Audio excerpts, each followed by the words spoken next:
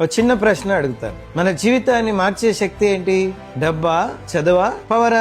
Bible దీనికి చాలా clear గా ఆన్సర్ ఇస్తుంది. పౌలు ఇలా అంటాడు, సువార్తను గూర్చి నేను సిగ్గుపడవాడను కాను, నమ్ము ప్రతి వానికి రక్షణ కలగజేయుటకు ఇది దేవుని శక్తి అయి ఉన్నది. అయితే సువార్త అంటే ఏంటి? యేసుక్రీస్తు మన కోసం చేసిన కార్యం. మన పాపాల కోసం ఆయన చనిపోయాడు, మన రక్షణ కోసం ఆయన తిరిగి లేచాడు. ఇది కథ కాదు, ఇది నిజం.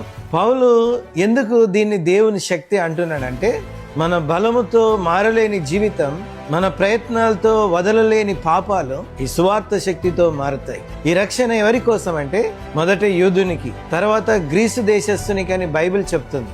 అంటే ఇది ఒక జాతికే కాదు, ఒక మతానికే కాదు, ప్రతి ఒక్కరికి దేవుడిచ్చిన రక్షణ.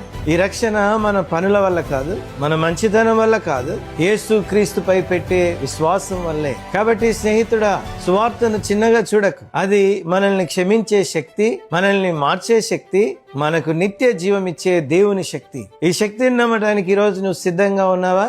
అయితే స్పిరిచువల్ భారత్ ని ఫాలో చేయి.